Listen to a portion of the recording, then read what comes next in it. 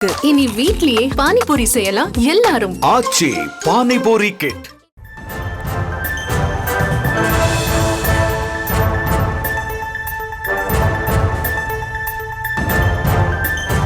அண்மை செய்தியை பார்த்து வருகிறோம். வக்ஃப் வாரிய திருத்த சட்டத்திற்கு எதிர்ப்பு தெரிவித்து பழனியில் இஸ்லாமியர்கள் போராட்டத்தில் ஈடுபட்டிருக்கிறார்கள். கூடுதல் விவரங்களை செய்தியாளர் பாலாஜி வழங்க கேட்கலாம். பாலாஜி, வணக்கம். முழு விவரங்கள்.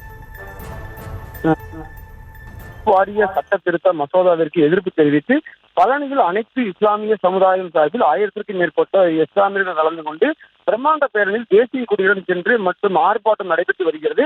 கடந்த சில நாட்களுக்கு முன்பு மக்களவையில் வக்ஃப் வாரிய சட்ட திருத்த மசோதா குடியரசுத் தலைவர் ஒப்புதலுடன் நிறைவேற்றப்பட்டது. இதனால் இந்தியா முழுவதும் இருந்து இஸ்லாமிய அமைப்புகள் சார்பில் பல்வேறு கண்டனங்களை தெரிவித்து வருகின்றனர்.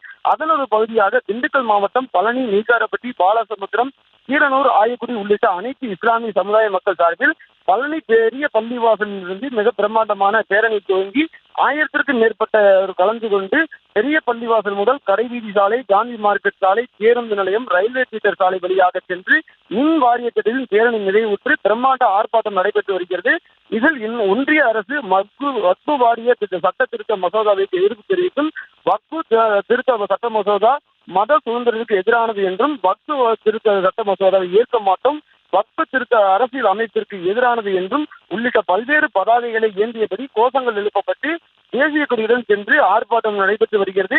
இதில் திமுக, கம்யூனிஸ்ட் கட்சி, விடுதலை சிறுத்தை கட்சி, காங்கிரஸ் கட்சி என அனைத்து இஸ்லாமிய கூட்டமைப்பு இயக்கங்கள் சார்பில் இந்த ஆர்ப்பாட்டமானது நடைபெற்று வருகிறது. அகிலா, விவரங்களுக்கு நன்றி பாலாஜி. இனி வீட்லயே பானிபூரி செய்யலாம் எல்லாரும். ஆச்சி பானிபூரி கிட்.